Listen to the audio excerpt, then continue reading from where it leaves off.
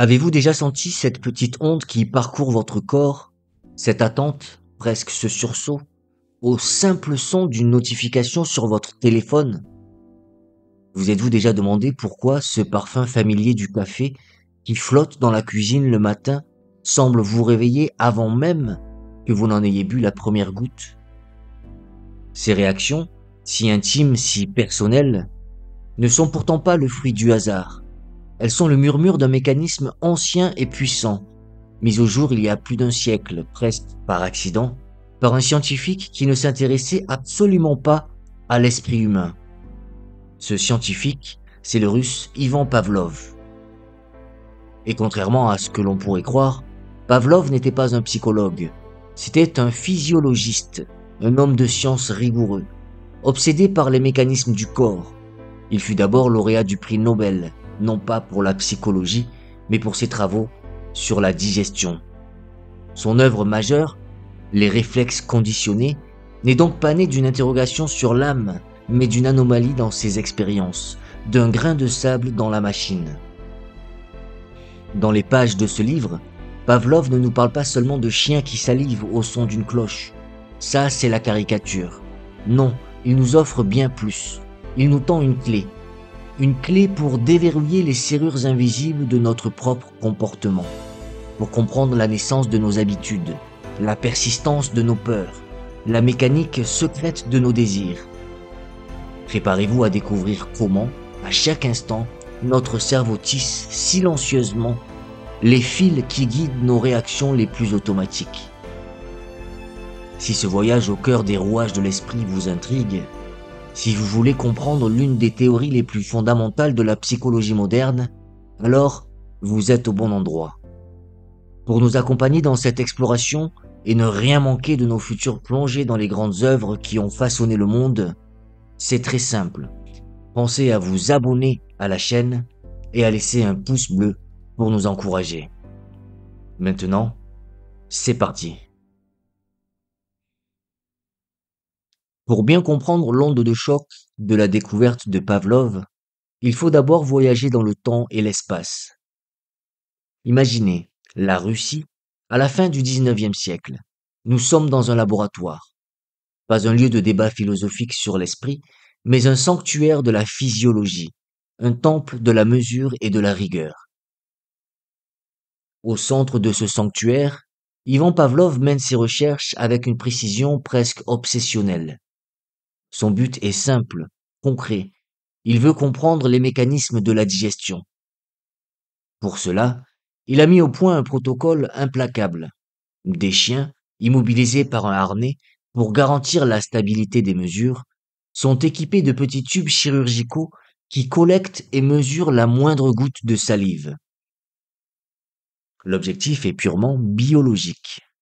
Il s'agit de lier une cause, la présentation de nourriture, à un effet, la quantité de salive produite. Une science nette, propre, prévisible. Mais voilà, un grain de sable vient gripper les rouages de cette belle mécanique. Quelque chose d'imprévu, d'illogique, commence à se produire. Les chiens se mettent à saliver avant même que la nourriture n'arrive. Ils salivent au son des pas de l'assistant qui approche dans le couloir. Ils salivent à la simple vue de sa blouse blanche. Ils salivent en apercevant leur gamelle encore vide. Le réflexe n'attend plus la cause, il l'anticipe. Pour n'importe quel autre scientifique de l'époque, cette anomalie aurait été une nuisance, une donnée corrompue à éliminer pour préserver la pureté des résultats. Et au début, c'est exactement comme ça que Pavlov le perçoit. Il est agacé. Il nomme ce phénomène la sécrétion psychique. C'est un fantôme dans la machine, un parasite qui vient perturber l'élégance de ses expériences. Comment peut-on étudier sérieusement la digestion si l'esprit de l'animal vient à s'en mêler? Et puis, au milieu de cette frustration, l'éclair de génie, le moment où l'histoire bascule. Pavlov regarde ce parasite, et soudain, il ne voit plus un problème. Il voit une porte qui s'ouvre sur un territoire inconnu et fascinant. Il comprend que ce phénomène n'est pas une simple erreur de mesure. Il comprend qu'il est en train d'observer, pour la toute première fois, une forme d'apprentissage de l'esprit, mais de manière objective, physique, mesurable. La salive devient l'encre avec laquelle le cerveau écrit ses nouvelles connexions. Alors, Pavlov prend une décision d'une audace folle, un pivot radical. Il met de côté ses recherches sur la digestion, celles-là même qui lui vaudront le prix Nobel. Il décide de se consacrer corps et âme à ce mystère, à ce réflexe qui n'est pas inné, mais acquis. Il ne le sait pas encore, mais il vient de passer de l'étude de l'estomac à l'exploration de l'univers contenu dans le cerveau. C'était la naissance de son grand projet. Alors, comment s'y prend-on pour cartographier un fantôme? Comment Pavlov a-t-il pu transformer cette sécrétion psychique, si agaçante, en une science? Il l'a fait en décomposant le phénomène, en le disséquant avec la rigueur d'un horloger. Il a mis au jour la grammaire secrète de l'apprentissage, une grammaire qui se compose de 4 éléments fondamentaux. Accrochez-vous bien, car une fois que l'on comprend ces 4 piliers, tout le reste s'éclaire. Le premier élément, c'est ce qui est déjà là, gravé dans la biologie. Pavlov l'appelle le stimulus inconditionnel. Pensez à la nourriture, la poudre de viande qu'il présente au chien. C'est un signal qui parle directement au corps, sans aucun apprentissage. Il est inconditionnel, car sa puissance ne dépend d'aucune condition. Il est universel, primaire. Face à ce stimulus, le corps réagit. C'est le deuxième élément. La réponse inconditionnelle. La salivation du chien en présence de nourriture. C'est un réflexe pur, une réponse biologique automatique et non apprise. C'est l'écho naturel du stimulus. Jusqu'ici, tout est simple. C'est la nature à l'œuvre. Mais maintenant, Pavlov introduit un troisième acteur, un élément étranger. C'est le stimulus neutre. Imaginez le tic-tac régulier d'un métronome, ou le son clair d'une cloche. Au début, ce son est rien. Il est neutre. Pour le chien, il ne signifie rien de particulier par rapport à la fin. C'est un bruit dans le silence du sens. Et c'est ici que l'alchimie mentale opère, avec le quatrième et dernier temps du processus, l'association. Pavlov met en scène une danse d'une précision absolue. Juste avant, chaque fois de présenter la nourriture, le stimulus inconditionnel, il fait retentir le son du métronome, le stimulus neutre. D'abord le son, puis la nourriture. Encore et encore et encore. Avec la patience d'un moine, il répète cette séquence. Il tisse un lien dans le temps. Au début, rien ne se passe, mais lentement, au fil des répétitions, une connexion se forge dans les coulisses du cerveau. Le stimulus neutre, ce simple son, commence à se charger de sens. Il n'est plus un bruit anodin. Il est devenu une annonce, une promesse. Le son a changé d'âme. Il n'est plus un stimulus neutre. Il est devenu un stimulus conditionnel. Son pouvoir est désormais conditionné à son association passée avec la nourriture. Il est devenu le symbole de ce qui va arriver. Et la magie finale se produit. Pavlov fait retentir le métronome seul, sans apporter la moindre nourriture. Et le chien salive. Cette salivation, déclenchée non plus par la nourriture, mais par le son, porte elle aussi un nouveau nom. C'est la réponse conditionnelle. Ce n'est plus la salive de la faim, c'est la salive de l'anticipation. C'est une réponse entièrement apprise. Regardez le tour de force qui vient de s'accomplir. En associant un signal neutre à un réflexe naturel, Pavlov a transformé un mécanisme biologique involontaire en une réaction purement psychologique et acquise. Il a rendu le mental physique. Il a trouvé un moyen de rendre l'apprentissage Ce phénomène si évanescent, aussi visible et quantifiable que le tic-tac d'un métronome. Mais une fois qu'un lien est tissé dans le cerveau, une fois qu'un son neutre est devenu une promesse, ce lien est-il éternel? Une habitude, une fois apprise, peut-elle être désapprise? C'est la question que se pose ensuite Pavlov. Que se passe-t-il si l'on continue de faire sonner la cloche, mais que la promesse n'est plus tenue? Si le son retentit dans le vide, sans jamais être suivi par la nourriture? La réponse conditionnée ne s'effondre pas d'un coup. Elle ne disparaît pas dans un éclair. Non. Elle s'effrite. Elle s'affaiblit. Jour après jour, la salive se fait plus rare, l'attente moins certaine, jusqu'à ce que, finalement, le son redevienne juste un son. Ce processus actif, ce lent démantèlement d'une habitude, porte un nom, l'extinction. Et c'est là que réside une autre intuition géniale de Pavlov. Il comprend que l'extinction n'est pas un simple oubli, ce n'est pas un effacement passif de la mémoire, comme une phrase effacée d'un tableau noir. C'est un nouvel apprentissage. Un apprentissage actif est tout aussi puissant que le premier. Le cerveau apprend une nouvelle leçon. Ce signal, qui fut un jour si important, est devenu insignifiant. Il apprend à ignorer. Mais l'histoire de ce réflexe n'est pas encore terminée, car le cerveau, semble-t-il, n'oublie jamais vraiment. Imaginez la scène. L'extinction est complète. Le chien n'a plus réagi au son depuis un moment. Pavlov lui accorde une pause. Quelques heures, ou même une journée entière de repos, loin du laboratoire et de ses cloches. Le silence. Puis, sans crier gare, il fait à nouveau retentir le stimulus, le son qui ne signifiait plus rien. Et là, quelque chose réapparaît. Une faible lueur de l'ancienne réponse, un peu de salive, une étincelle dans la cendre.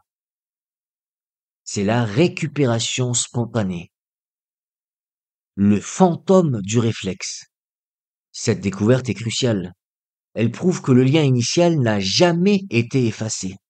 Il n'a pas été détruit. Il a simplement été mis en sommeil, recouvert par le nouvel apprentissage de l'extinction, mais toujours présent, tapi dans l'ombre de la mémoire, prêt à ressurgir. La cicatrice est toujours là.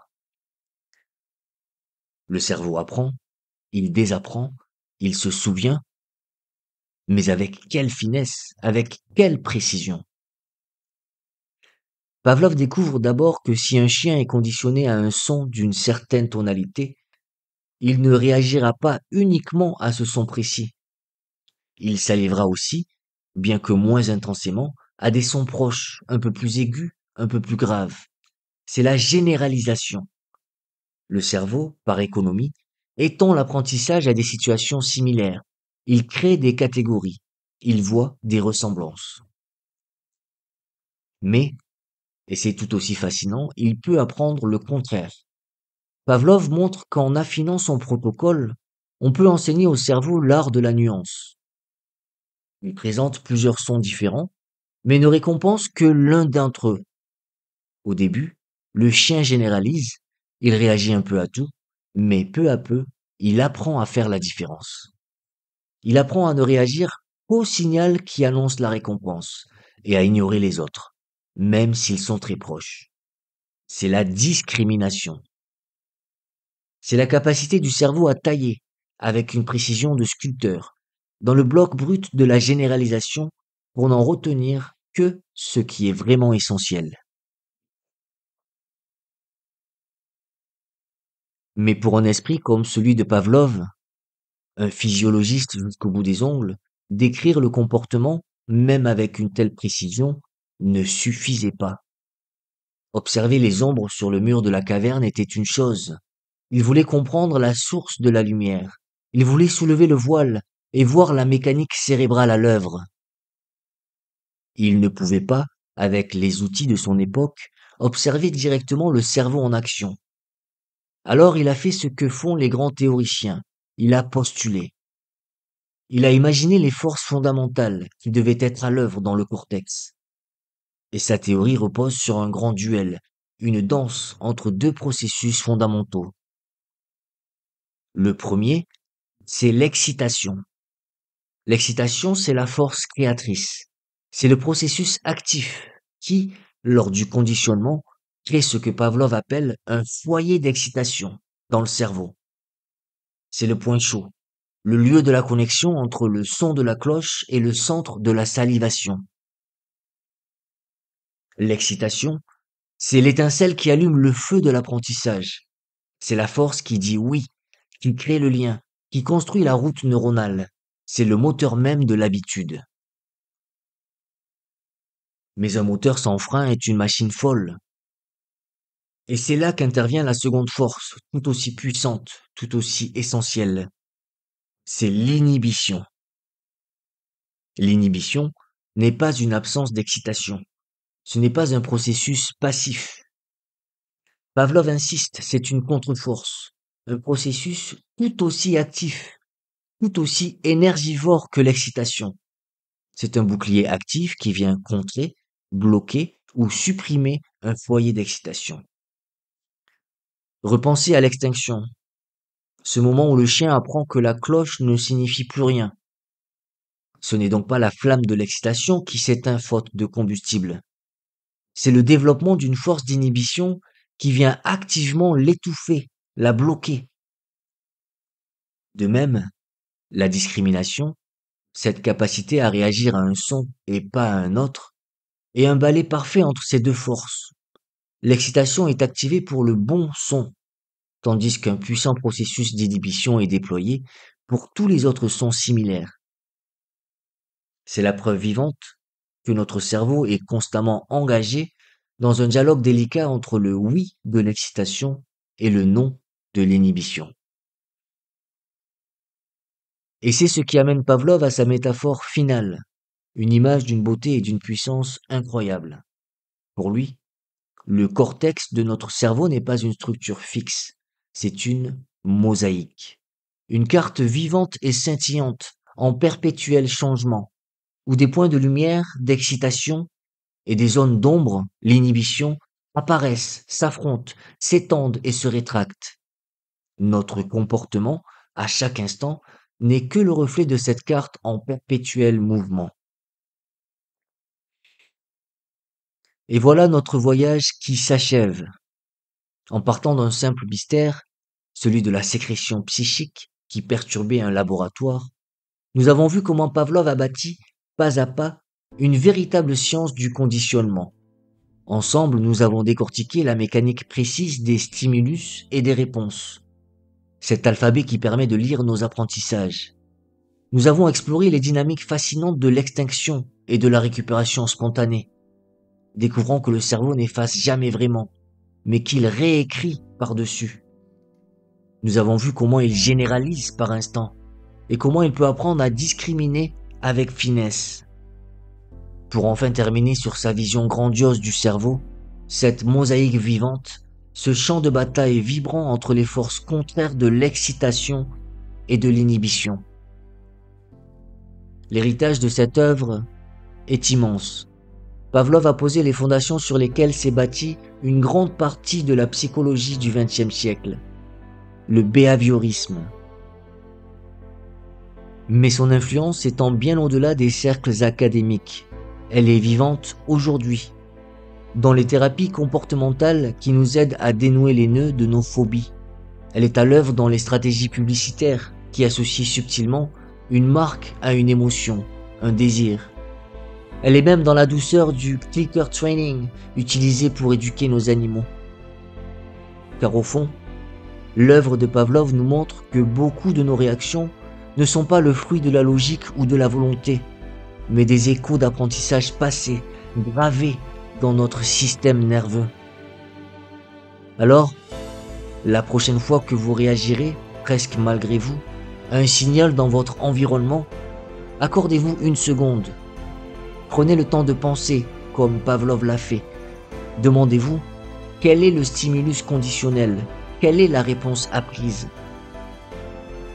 Et vous, quel est le réflexe conditionné le plus surprenant ou le plus tenace? que vous avez identifié dans votre propre vie. C'est peut-être une chanson qui vous rend nostalgique, une odeur qui vous met en appétit, ou un lieu qui éveille une ancienne anxiété. Partagez votre histoire dans les commentaires, votre expérience enrichira la discussion pour tout le monde. Merci infiniment de m'avoir écouté jusqu'au bout. Et si cette plongée dans les mécanismes de l'esprit vous a plu, le meilleur moyen de me soutenir est de vous abonner à la chaîne pour ne pas manquer mes prochaines analyses. À bientôt.